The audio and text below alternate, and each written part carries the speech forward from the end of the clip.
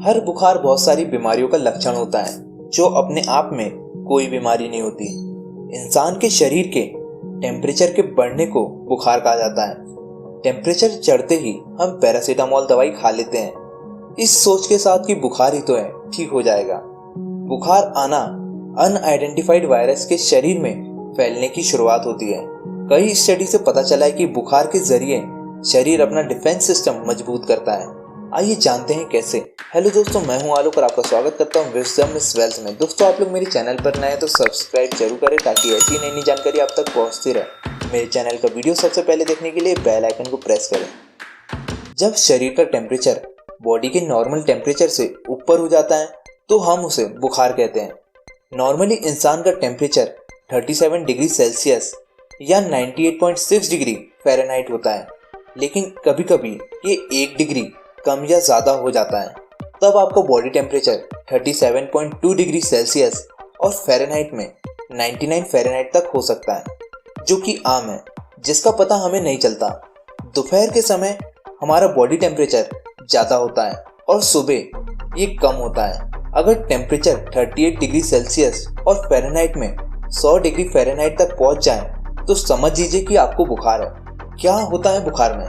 बुखार का होना या हमारे शरीर का टेम्परेचर का बढ़ जाना हमारे शरीर की इम्यून सिस्टम यानी प्रतिरोधक क्षमता का रिएक्शन होता है। जब हमारे शरीर में हानिकारक वायरस, बैक्टीरिया या जर्म्स आ जाते हैं तो हमारा शरीर अपने टेम्परेचर को बढ़ा लेता है, जिससे कि इतने ज़्यादा टेम्परेचर पर वायरस, बैक्टीरिया या जर्म्स बढ़ने से पहले ही मर जाते हैं और इंसान के शरीर के टेम्परेचर के बढ़ने को ही हम बुखार कहते हैं।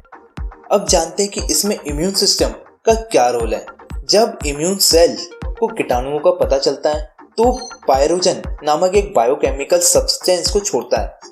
इम्यून सिस्टम से पायरोजन खून के जरिए हाइपोथैलेमस तक पहुंचते हैं। ये दिमाग के हाइपोथैलेमस हिस्से को इंडिकेशन देता है।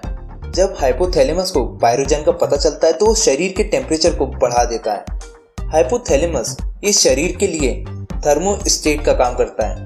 थर्मोस्टेट वो डिवाइस होती है जो ऑटोमेटिक टेम्परेचर को मेंटेन करता है। हाइपोथैलेमस की वजह से हमारे शरीर का टेम्परेचर एक समान बना रहता है।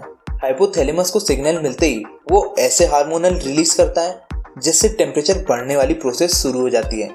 प्रोसेस शुरू होने के बाद ब्लड वेसल्स जकड़ने लगती हैं, जिसके कारण शरीर से गर्मी का निकलना मुश्किल हो जाता है।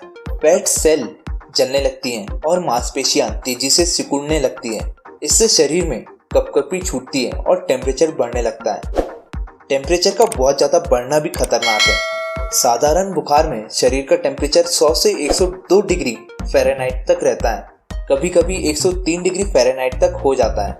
लेकिन डेंगू में शरीर का टेम्परेचर 103 डिग्री फ़ारेनहाइट से ऊपर चला जाता है, जो बढ़कर 105 डिग्री फ़ारेनहाइट तक हो जाता है। डॉक्टर 40 डिग्री सेल्सियस या 104 डिग्री फ़ारेनहाइट टेम्परेचर को खतरनाक मानते हैं।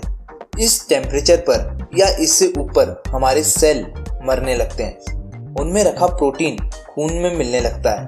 इससे किडनी और अन्य अंग खराब होने लगते हैं। कई डॉक्टर 38 डिग्री सेल्सियस टेम्परेचर पहुंचने पर बुखार उतरने की दवाइयाँ देने लगते हैं। बुखार 1 डिग्री बढ़ने पर शरीर को 10% अधिक शक्ति की जरूरत पड़ती है। बुखार में पल्स रेट और ब्रीथिंग रेट बढ़ जाते हैं। इससे दिल और फेफड़ों पर जोर पड़ता है। जिनकी तबीयत ज़्यादा खराब है उनके लिए ये खतरनाक साबित हो सकता है, जान भी जा सकती है। बुखार में टेम्परेचर बढ़ने के साथ ही हमारे शरीर में और भी लक्षण दिखाई देने लगते हैं। इनमें पसीना आना, ठंड लगना, मांसपेशियों में दर्द, जोड़ों में दर्द, कमजोरी, सिर दर्द जैसे लक्षण हैं। ये सब बुखार की वजह से बॉडी का टेम्परेचर अप डाउन होने की वजह से होता है। इसमें ठंड लगना सबसे आम या शुरुआती लक्षण माना जाता है। तो दोस्तों, आपको ये टॉपिक सुनकर कैसा लगा कमेंट में लिखकर बताइएगा ज़रूर और चैनल को सब्सक्राइब करना ना भूलिएगा।